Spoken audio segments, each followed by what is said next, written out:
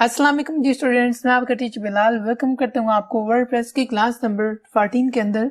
और आज की क्लास के अंदर हम डिस्कस करने वाले हैं टूल बार को, कि वर्डप्रेस के अंदर टूल बार कहाँ पे होती है, कैसे यूज करते हैं हम उसे, और वो कितनी इंपॉर्टेंट है हमें, यानी हमें एक वेबसाइट डिजाइन करने में कितनी हेल्प करती है। तो बेसिकली यहाँ पे हमारे पास अगर आप डैशबोर्ड के अंदर देखें तो यहाँ पे मैंने लॉग इन कर रखा है wp-admin लगा के, यूजर नेम एंड पासवर्ड लगा के।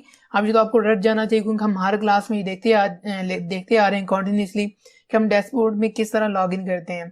तो आज हम देखेंगे कि हमें टूल बार कहाँ पे मिलती है। तो बेसिकली हमारी जो टूल बार है वो यहाँ पे ऊपर है, जिसमें भी यहाँ पे कमेंट न्यू और ये सारा कुछ दिख रहा होगा, एडमिन पैनल दिख रहा होता है, ठीक है। तो ये हमारे पास बेसिकली टूल बार है। अब बेसिकली ये जो टूल बार है ये सिर्फ एक एडमिन को नजर आ रही थी, एक विजिटर को नहीं। अगर मैं यहाँ पे विजिट टू साइट करके आपको चेक करवाऊं तो यहाँ पे आपको ये नहीं दिखेगी। अब मुझे यहाँ पे देखिए दिख रही है, आप कहेंगे कि आप तो कह रहे हैं कि नहीं दिखेगी, तो फिर दिख क्यों रही है? उसकी वजह यह है कि क्योंकि मैंने अभी इसमें लॉग इन किया हुआ है, ठीक है। मैं एडमिन हूँ, मैं एडिटिंग करूँ, मेरी पिछली टैब के अंदर ये लॉग इन हुई है वेबसाइट। अगर आप इसी वेबसाइट को किसी और ब्राउजर में जाके चेक करें तो वहां पे आपको ये नजर नहीं आने वाली। ये नीचे हमारे पास ये टूल बार है, ये सिर्फ एडमिन के लिए, उसके एडिटिंग के लिए, कि वो वेबसाइट डिजाइन कर रहा है, एडिट कर रहा है, तो उसके लिए हमें ये टूल्स मिलते हैं। जिसमें हमारे पास एक आ रहा है कस्टमाइज, इसके अलावा जीरो कमेंट, यानी कमेंट शो होते हैं यहाँ पे कितने आए हुए हैं अभी। इसके अलावा यहाँ पे हमारे पास न्यू ऑप्शन है और इसके अंदर फिर हमें बहुत सारे ऑप्शन मिलते हैं, जैसे कि post, media, pages and user and edit page. अगर हमने पेजेस को एडिट करना है तो आप इसको क्लिक करके पेजेस को एडिट कर सकते हैं। अगर मैं कस्टमाइज पे क्लिक करूँ तो देखिए हमारे पास ये टूल बार है, तो रीडायरेक्ट करके हमें ले जाएगा, जिसमें जाके हम अपनी यानी थीम को कस्टमाइज कर सकते हैं, एडिट कर सकते हैं, जिसमें भी सारे ऑप्शन मिलते हैं, जैसे कि होम पेज स्लाइडर हो गया, और ये सारे की सारी सेटिंग्स हमें इसमें मिलती हैं, जो कि हमने पिछली क्लासेस के अंदर ऑलरेडी देखा है। यानी हर थीम के हिसाब से फिर ये थोड़ा सा इसका जो हमारे पास होता है ना कस्टमाइज करने के लिए जो पैनल होता है ना, वो थोड़ा सा डिफरेंट होता है।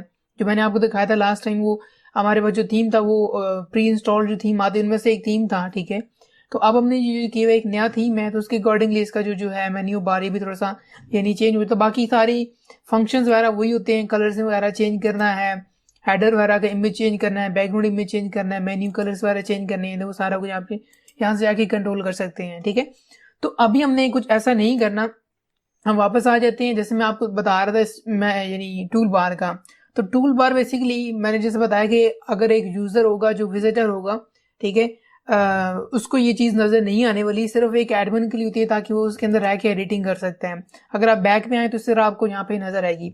अब लेट्स सपोज आपके माइंड में क्वेश्चन आता है कि मुझे ये नहीं देखनी यहाँ पे, मैं चाहता हूँ कि मैं जब अपनी वेबसाइट पे विजिट करूँ खुद, यानी एडिटिंग करूँ डैशबोर्ड में, और मैं यहाँ पे आके जब देखूँ तो मुझे यहाँ पे नजर ना आए, यहाँ पे से हाइड हो, ठीक है, ताकि मैं इसको कंप्लीटली देख सकूँ एज अ विजिटर के हमारी जो वेबसाइट होगी वो किस तरह लग रही है। अभी यहाँ पे मैं थोड़ा सा पता ना अनोइंग लग रहा है, अजीब सा लग रहा है कि इसको नहीं होना चाहिए यहाँ पे, तो आप इसको कैसे खत्म कर सकते हैं। अब इस पर्पज के लिए यहाँ पे हम एक प्लगइन यूज करने वाले हैं। जैसे कि मैंने लास्ट वीडियो बनाई थी सेटिंग, और सेटिंग से पिछली हमारी वीडियो थी कि what are the plugins, plugins क्या होते हैं वर्डप्रेस के ऊपर, ठीक है।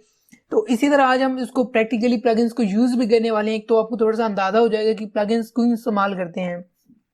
तो जैसे मैंने बताया था कि किसी भी काम को कंप्लीट करने के लिए हम जो है ना प्लगइन का इस्तेमाल करते हैं। प्लगइन्स आर द कंपोनेंट्स, छोटे छोटे कंपोनेंट्स होते हैं जो कि एक थीम खुद काम नहीं कर सकता, वो कौन करके देगा, वो हमें प्लगइन्स करके देंगे। यानी थीम कुछ ऐसे काम है जो कि नहीं करके दे सकता खुद इटसेल्फ, तो वहां पे फिर हमें यूज करने पड़ते हैं प्लगइन्स। और प्लगइन्स जो है वो हर काम आपको यहाँ पे वर्डप्रेस के अंदर करके देंगे, यानी फंक्शनैलिटी आपको ज्यादा यानी ऑप्शंस मिल जाते हैं कि आप अपनी वेबसाइट को अच्छे से एडिट कर सकते हैं। अब देखिए यहाँ पे हमारे पास कोई डायरेक्ट ऐसे ऑप्शन नहीं है कि हम इसको यानी अपनी इस मेन्यू बार को टूल बार को हाइड कर सकें। तो इसके लिए पर यहाँ पे हमें प्लग इन का ही इस्तेमाल करना पड़ेगा। तो प्लग में आते हैं यहाँ पे अपने डैशबोर्ड में आके, और यहाँ से हम करेंगे ऐड न्यू प्लग इन, क्योंकि मैंने नया प्लग इन सर्च करना, तो यहाँ पे जरा लेट्स सी हम आके सर्च करते हैं हाइड WP टूल बार जी। तो यहाँ पे मैंने आके सर्च किया hide WP tool bar, W से मुराद हाइड वर्डप्रेस टूल बार, यानी कि मैं इसको हाइड करना चाह रहा हूँ। तो देखिए यहाँ पे मेरे पास वो आ गया। अब देखिए यहाँ पे मेरे पास हाइड एडमिन टूल बार, अगर वो करना चाहें तो वो कर सकते हैं कि हमारे पास ये प्लगइन आ रहा है और जिसके एक्टिव यूजर इंस्टॉलेशन अभी 2000 है, ठीक है, ज्यादा नहीं है, क्योंकि हर बंदा ये इसको हाइड करने के लिए इस्तेमाल नहीं करता, क्योंकि इतना यूज करने वाली आई थिंक चीज नहीं है वैसे। बट कुछ लोग होते हैं जो कहते हैं कि नहीं मुझे नहीं चाहिए, इसको हटाना हमें, ठीक है। तो फिर उसके लिए कुछ लोग होते हैं जिन्होंने जो इसको इस्तेमाल भी करते हैं।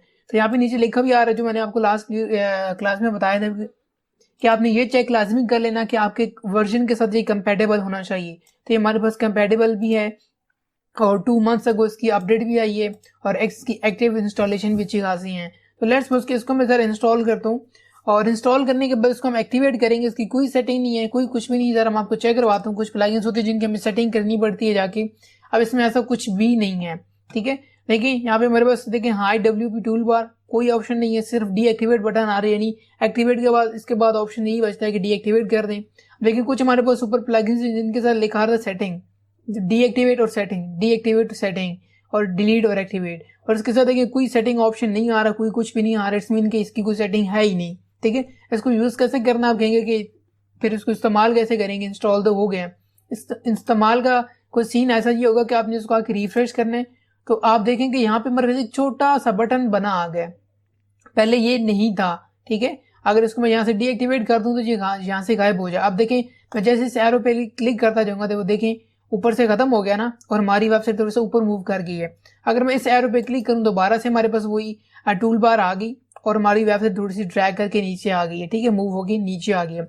अब इस तरह मैं दोबारा करूं, देखें हमारी वेबसाइट ऊपर चली जाएगी और वो हमारा जो टूल बार था वो पीछे क्लोज होके एक छोटा सा बटन फॉर्म में क्लोज होके पीछे चला गया, ठीक है। तो अगर आप ऐसे बंदे हैं जिनको ये पसंद नहीं है, चाहते हैं कि जी हमें ये टूल बार नहीं चाहिए, हमें तंग करती है, हमें जब विजिट करता है हम पूरी वेबसाइट देखना चाहते हैं एक्चुअल में कि कैसे लगे एक विजिटर को जो दिख रही होती है हमें वैसे देखे, तो उसके लिए फिर आप ये कर सकते हैं। या फिर आपको करना पड़ेगा कि अगर आप ये प्लगइन इंस्टॉल नहीं करते पर आपको दूसरे ब्राउजर में जाके अपनी वेबसाइट को सर्च करके वहां से जाके देखना होगा, तब जाके आपको ये ऊपर टूल बार नजर नहीं आएगी। अदरवाइज आपको इसी तरह ये अगर प्लगइन इंस्टॉल नहीं करेंगे तो आपको इस तरह टूल बार ऊपर दिखती रहेगी, क्योंकि आप खुद में लॉग इन हुए हैं, ठीक है। आपके डैशबोर्ड में आपने लॉग इन किया हुआ है, इस वजह से आपको यहाँ पे दिखती रहेगी। अगर हाइड करनी तो फिर आपको ये वाला प्लगइन इंस्टॉल करना होगा, हाइड WP टूल बार। अब आपको थोड़ा सा बेसिक सा कॉन्सेप्ट तो क्लियर हो गया ही होगा कि एक्चुअल में टूल जो हमारे प्लगइन्स होते हैं ये क्या काम करते हैं।